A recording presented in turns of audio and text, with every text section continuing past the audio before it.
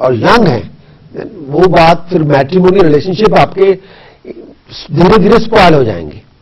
Okay, matrimony कोई भी marriage है वो आपकी फिजिकल साइड, आपकी मेंटल साइड, आपकी स्पिरिचुअल साइड को रिप्रेजेंट करती है। आपको तीनों में डेवलप होना होता है, क्योंकि ये हमारे जीवन का अंग है, इसमें कोई शर्म वाली बात नहीं, वो तो पार्ट ऑफ मैरिज। तो इसमें अगर आपकी ड्राइव नहीं है, लैक ऑफ विल है, लैक ऑफ ड्राइव है, तो उसमें भी वो रिलेशनशिप आपकी धीरे धीरे हार्मोनी खत्म हो जाएगी। अगर सूर्य और अगर शनि और बुध यूनियन बना लें या दृष्टि संबंध पैदा कर ले जन्म कुंडली के अंदर, तब भी ऐसे कहते हैं कि काम शक्ति में न्यूनता आ जाती है, आपकी ड्राइव नहीं होती, विल नहीं होती।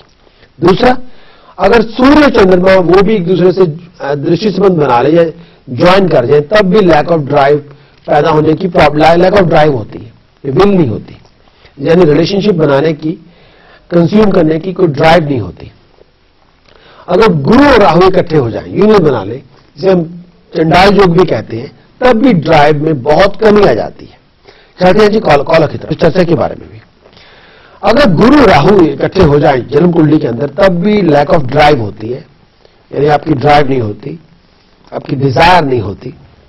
और अगर सूर्य मंगल इकट्ठे हो जाए, यूनाइट हो जाए, जब दृष्टि संबंध बना ले जन्म कुंडली के अंदर, तब भी काम शक्ति में न्यूनता होती है, यानी काम आप यानी जो आपकी, अगर आप शादीशुदा हैं, सब कुछ संयम में होना चाहिए, डिसिप्लिन में होता है। तो ये नहीं कि आप ब्रह्मचारी बन जाएं। शादीशुदा आदमी है, अपनी वाइफ तक ही आपको सीमित रहना होगा, और वो एक जो लाइफ साइकिल चलाने के लिए वो एक ब्रह्मा का जो दिया हुआ है महसूल है, हम ईश्वर का जो पूरा लाइफ साइकिल है अपनी मैट्रिमोनी रिलेशनशिप के बाद ही चलाते हैं। ये दुनिया चलाने में पूरा योगदान हम करते हैं, शादीशुदा जिंदगी जी के, बच्चा पैदा करके, उसकी पालन पोषण करके, तो ये एक पार्ट है।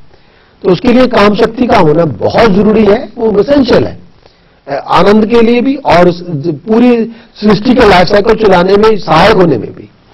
अगर सूर्य मंगल आपस में इकट्ठे हो जाए, यूनाइट हो जाए, तब भी काम शक्ति में न्यूनता हो जाती है, यानी लैक ऑफ ड्राइव हो जाती है। अब कई बार होता है कि कुछ हमारे जो जन्म कुंडली में होता है अल्प वीर्य, यानी वीर्य नहीं बनता। अगर वीर्य नहीं बनेगा तो बच्चे भी पैदा नहीं होंगे। अब चलते हैं जी कॉलर की तरफ। वीर्य यानी अगर वीर्य जी न बने तो भी बच्चे कहां से पैदा होंगे, तो ये भी जन्म कुंडली से पहले पता चल, हम इसको इंडिपेंडेंट चेकअप करवाएं तो पता चल जाएगा। अगर विषम राशि के लगन में, यानी अगर मेल साइन का लगन हो, यानी और विषम राशि का लगन हो, यानी मेल साइन का लगन हो, वहां पे शुक्र हो, लेकिन चौथे घर में, जन्म कुंडली के चौथे घर में चंद्रमा और शनि हो, तब भी अल्प वीर्यता होती है, यानी वीर्य नहीं बनता, फिर बच्चे पैदा होने में प्रॉब्लम आ जाती है। और अगर सप्तम भाव में शुक्र हो और लग्नेश की उस पर दृष्टि हो, तब भी अल्प वीर्य, यानी वीर्य बनने में प्रॉब्लम होती है, अल्प वीर्य होता है। चलते हैं जी कॉलर की तरफ। हम चलते हैं अगले कॉलर की तरफ, उनसे बात भी करते हैं और बात करते हैं वही आखिरी जो सवाल है, अल्प वीर्य यानी वीर्य ना बनना। अगर शुक्र की राशि में यानी तुला में हो, वृष में हो, चंद्रमा बैठ जाए जन्म कुंडली में, तब भी अल्प वीर्यता की प्रॉब्लम होती है। तो ये एक जन्म कुंडली से भी पता चल जाता है। अब जो एक अगला पार्ट है जो डायरेक्ट हम मेल से ओरिएंटेड बहुत ज्यादा होते हैं, चरित्रहीनता का, यानी चलते हैं अपने कॉलर की तरफ, बात करते हैं ज्योतिष चर्चा के बारे में भी। चरित्रहीनता, कैरेक्टरलेस होना, यानी अगर आप शादीशुदा हैं तो, लेकिन आपने मैरिज करवाई हुई है, तब भी आपकी रिलेशनशिप और कई चल रहे हैं, अफेयर चल रहे हैं, तो उसको हम कैरेक्टरलेस ही कहेंगे। तो चरित्रहीनता के बारे में। अब अगर घर के अंदर, हस्बैंड वाइफ के अंदर किसी एक को ये प्रॉब्लम हो जाए तो घर जिंदगी नरक बन जाती है, बहुत प्रॉब्लम हो जाती है, हार्मोनी खत्म हो जाती है। और कई बार रिलेशनशिप के जो, अगर आप मैरिड है, बच्चे भी हैं, तो फिर रिलेशनशिप जो फैमिली लाइफ होती है वो नॉट लेस देन हेल, वो पूरी खराब हो जाती है। फिर ये होता है कि अपनी बलबूते पे ही अपनी जिंदगी तबाह करनी होती है। ये एक वन ऑफ द रेसिपी होती है, तो वो पूरा घर उजड़ जाता है। चलते हैं जी कॉलर की और बात करते हैं जन्म कुंडली का जो मैंने टॉपिक शुरू किया हुआ है कि लड़का लड़की की शादी से पहले आपको इंडिपेंडेंट चेकअप करवाना चाहिए और ये प्रॉब्लम्स हो सकती हैं। तो आज जो बात कर रहे हैं, पहले मैंने बात की थी कि अगर जो हेल्थ प्रॉब्लम मेल की तरफ से है, यानी इम्पोर्टेंसी की हो जाना या लैक ऑफ ड्राइव का होना या अल्पवीरता का होना। अब दूसरा बात है मेल की कुंडली को लेके, लड़की की कुंडली को लेके चरित्रहीन होना, यानी शादी के बाद आपके कैरेक्टर का ठीक ना होना या शादी से पहले भी किए हुए कैरेक्टर का ठीक ना होना। तो चलते जी कॉलर की तरफ है आपके साथ ज्योतिष चर्चा के बारे में भी। भाई ऐसे लोग जो जिनकी कैरेक्टरलेस हो जाते हैं या कोई क्या वजह होती है, कई बार अगर जन्म कुंडली देखी जाए तो अगर सप्तम, अष्टम या दशम भाव में, सप्तम भाव में जन्म कुंडली के सप्तम भाव में, अष्टम भाव में या दशम भाव में शुक्र और बुध इकट्ठे हो जाए तो फिर रिलेशनशिप एक से ज्यादा बन जाते हैं। आदमी मैरिड होकर भी रिलेशनशिप बना लेता है, तो उस वक्त ये प्रॉब्लम चलती रहती है। अगर जन्म कुंडली के सप्तम या दशम भाव में शुक्र और मंगल हो जाएं, वीनस और मार्स इकट्ठे हो जाएं। चलते हैं जी कॉलर की तरफ। हेलो। और हर हफ्ते की तरह आज ज्योतिष चर्चा में भी हम बात करेंगे। तो ज्योतिष चर्चा में जो हमारे टॉपिक चल रहे हैं उसके बारे में आज फिर उसको आगे डेवलप करेंगे। अब चलते हैं अपने पहले कॉलर की तरफ बारे में भी। ज्योतिष चर्चा में बात कर रहे थे हम पिछले कई हफ्तों से। आज जो अगर हम किसी लड़की की कुंडली देखें तो कुछ मैंने आई डू अपोलोजाइज, मुझे खांसी आ रही है थोड़ी, I am very very sorry. ज्योतिष शास्त्र में हमने कहा था कि लड़का लड़की की कुंडली का पहले इंडिपेंडेंट चेकअप करना चाहिए, ना कि सीधा आप लोग कंपैटिबिलिटी करना चाहते हैं। जिस तरह वही एक सवाल है कि एक पार्ट इस कार में ये पर्टिकुलर कोई पार्ट है, वो इस गाड़ी में फिट होगा? हाँ जी होगा, लेकिन वो पार्ट की ड्यूरेबिलिटी क्या है, उसकी क्वालिटी क्या है, उसकी लाइफ कितनी है, इसके बारे में कोई लोग, इतनी जल्दी फास्ट हो गई है लाइफ, लोग उसके बारे में जानना ही नहीं चाहते। ये लड़की की कंपैटिबिलिटी हो गई है, हाँ जी बस ठीक है, होने दो। आप थोड़ा बाद में जो प्रॉब्लम मैरिज को लेके हो जाती हैं, फिर वो बाद में लोग उसको लेके पूछते रहते हैं, उसमें बहुत टाइम वेस्ट होता रहता है। कई चीजें आप पहले पता कीजिए। चलिए जी कॉलर की तरफ ज्योतिष चर्चा के बारे में मैं बात कर रहा था कि जन्म कुंडली का इंडिपेंडेंट चेकअप होना चाहिए, चाहे वो लड़का है या लड़की है, शादी से पहले। उसमें बहुत सी प्रॉब्लम्स का हल आपको पहले पता होता है, या बहुत सी प्रॉब्लम की शुरुआत होने से जिंदगी का बहुत बड़ा फैसला आप करने जा रहे हैं, शादी करने जा रहे हैं, मैरिज करने जा रहे हैं। ये सॉन्ग एंड डांस नहीं है, ये लाइफ है। तो ये 3-4 दिन का जो वैल्यू ट्रीटमेंट है वो तो खत्म हो जाता है। हनीमून भी एक हफ्ते 10 दिन में वो भी खत्म हो जाता है। उसके बाद फिर लाइफ शुरू होती है। और कई बार लाइफ की शुरुआत, कई बार लाइफ की जो रियलिटी है वो आपके हनीमून जैसी नहीं है, आपके किसी अच्छे वेन्यू में सॉन्ग एंड डांस जैसी नहीं है। वो लाइफ की रियलिटी थोड़ी टफ है, वो काफी ज्यादा रियल वर्ल्ड है, वो फिक्शन से अलग है। तो उस हिसाब से ये पहले कुछ चीजें चेकअप करना बहुत जरूरी है। आज हम बात करेंगे कि हम लड़के की कुंडली का चेकअप कर रहे हैं। चलिए जी कॉलर की तरफ। मैं वो बात कर रहा था कि लड़के की कुंडली में ये पता लगाना कि उसका कैरेक्टर कैसा है, ये बहुत जरूरी है। बाद में फिर लेके शक हो जाता है, फिर प्रॉब्लम हो जाती है रिलेशनशिप में।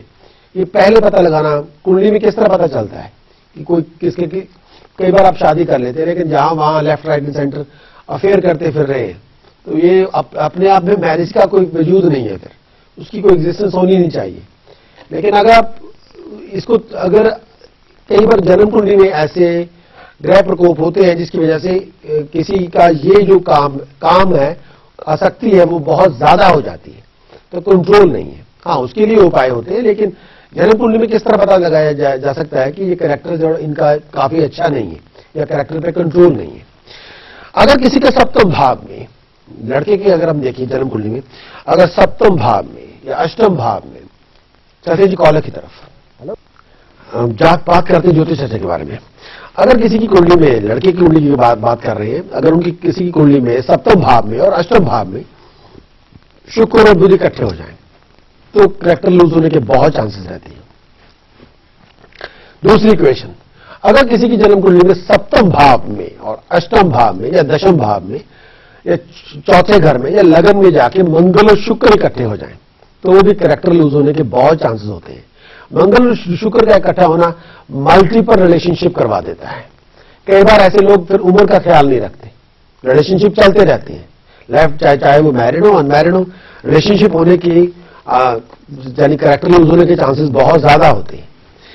और अगली जो है कि अगर मंगल और शुक्र इस तरह से है, इनको किसी तरह से बैलेंस करना चाहिए ताकि आपका भी अपने आप पे भी कंट्रोल रहे और अगर आपके पार्टनर ऐसे उनका भी थोड़ा संयम रहे अपने ऊपर। इसको बहुत ज्यादा मंगल और शुक्र का इकट्ठा होना किसी की कुंडली में भी आगे जाके फिर हेल्थ प्रॉब्लम होती है जिसका ताल्लुकात मर्दाना बीमारियों से हो जाता है। तो ये पहले तो जो इंजॉयमेंट चलती रहती है, लॉन्ग टर्म में ये आपकी लॉन्ग टर्म में यानी अगर आपकी एज 55 हो जाए या 50 के बाद बहुत यंग एज में भी हेल्थ प्रॉब्लम इस तरह की हो जाती है जिसके ताल्लुकात मर्दाना रोगों से हो जाता है। अगर दशम भाव में यानी वृषभ राशि हो यानी टॉरस हो या तुला राशि हो और बुध शुक्र और शनि इकट्ठे हो जाएं, यूनियन बना लें, तब भी चरित्रहीनता के यानी कैरेक्टरलेस होने के चांसेस ज्यादा होते हैं। और अगर जैसे सप्तम भाव में राहु विराजमान हो या केतु बैठ जाए और पापी ग्रह उसको देख रहे हो, तो ऐसे लोग होते हैं अपनी घर में औरत होते हुए भी बाहर की तरफ झांकना शुरू कर देते हैं या बाहर औरतों के साथ रिलेशनशिप शुरू कर लेते जो जस्टिफाइबल नहीं होता, स्ट्रेटेजिक कॉलर की तरफ करते हैं।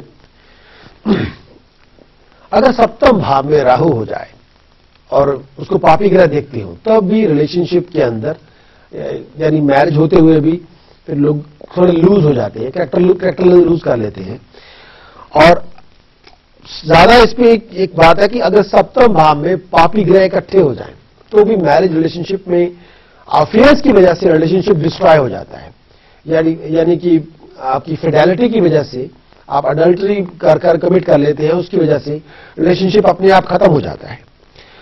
और अगर लग्नेश पापी ग्रहों के साथ बैठ जाए, तब भी रिलेशनशिप इसकी वजह से रिलेशनशिप खराब हो जाता है।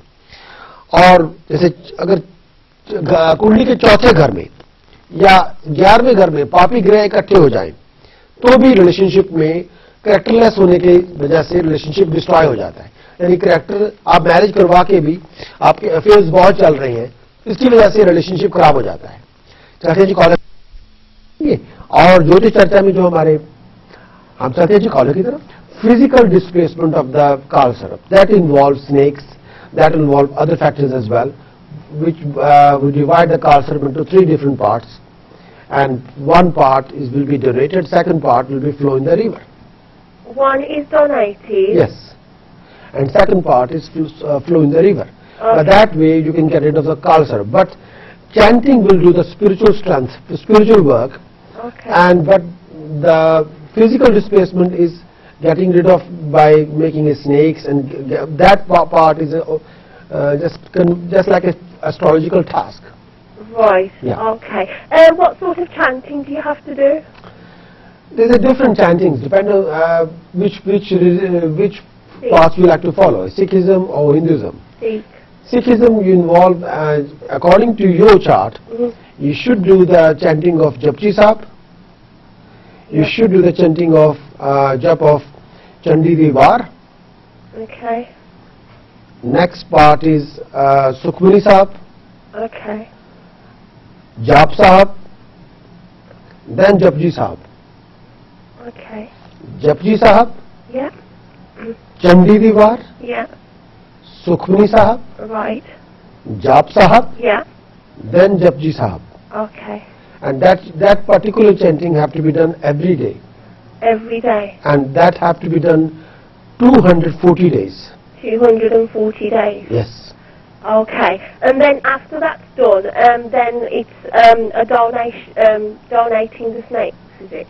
Then during that process you should make a snakes, Yeah. and then after finishing the jap, Yeah. then you use the snakes to get rid of physically Kalsarp from your kundli.